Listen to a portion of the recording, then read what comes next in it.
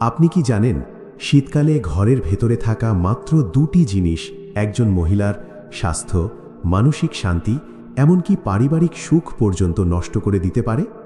অনেক নারী আছেন যারা শীতে বারবার অসুস্থ হচ্ছেন, মন খারাপ থাকে, অশান্তি লেগেই আছে, কিন্তু আসল কারণটা তারা বুঝতেই পারছেন না। আজকের ভিডিওটা শেষ পর্যন্ত দেখুন, কারণ এই দুটি জিনিস যদি এখনই সরিয়ে না ফেলেন তাহলে ভবিষ্যতে আফসোস ছাড়া আর কিছুই থাকবে না। প্রথম জিনিস, ভেজা কাপড় বা স্যাঁতসেঁতে কাপড় ঘরের ভেতরে রাখা। শীতকালে অনেকেই রোদ কম থাকার কারণে ঘরের ভেতরে কাপড় শুকাতে দেন, বিশেষ করে মহিলাদের কাপড়, বাচ্চাদের কাপড়। কিন্তু আপনি কি জানেন, এই ভেজা কাপড় থেকে বের হয় জীবাণু, ফাঙ্গাস, দুর্গন্ধযুক্ত বাতাস। এর ফল কি হয়? সর্দি কাশি বারবার হয়, মাথা ব্যথা ও দুর্বলতা আসে, ত্বকের সমস্যা দেখা দেয়, অকারণে মন খারাপ ও রাগ বাড়ে। ইসলামেও পরিষ্কার পরিচ্ছন্নতাকে ঈমানের অংশ বলা হয়েছে। নোংরা ও স্যাঁতসেঁতে পরিবেশে রহমতের ফেরেশতা অবস্থান করেন না, বরং কষ্ট আর অশান্তি বাড়ে। সমাধান কি? কাপড় রোদে শুকান, সম্ভব না হলে বারান্দা বা জানালার কাছে রাখুন। ঘরের ভেতর কখনোই দীর্ঘ সময় ভেজা কাপড় রাখবেন না। এই একটা অভ্যাস বদলালেই অনেক সমস্যার সমাধান হবে।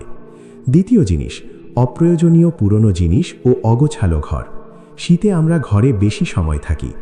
এই সময় ঘরে যদি থাকে পুরনো ভাঙা জিনিস, ব্যবহার না করা কাপড়, অগোছালো আলমারি, ধুলো জমে থাকা কোণ, তাহলে এর প্রভাব পড়ে সরাসরি মহিলার মন ও মস্তিষ্কের ওপর।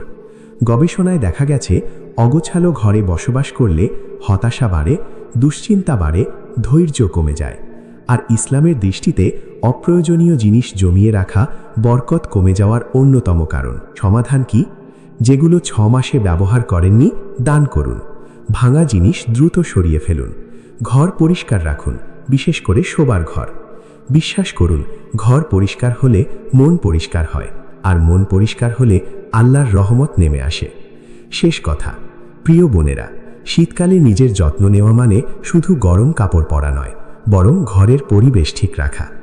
আজই যদি এই দুটি জিনিস, ভেজা কাপড়, অপ্রয়োজনীয় পুরনো জিনিস, ঘর থেকে সরিয়ে ফেলেন, ইনশাআল্লাহ স্বাস্থ্য ভালো হবে, মন শান্ত থাকবে, সংসারে বরকত আসবে। ভিডিওটি উপকারী মনে হলে লাইক দিন, চ্যানেলটি সাবস্ক্রাইব করুন, আর কমেন্টে লিখুন, ইনশাআল্লাহ আমি আজই শুরু করব। আল্লাহ তাআলা আমাদের সবাইকে পরিষ্কার পরিচ্ছন্ন ও শান্ত জীবন দান করুন। আমিন।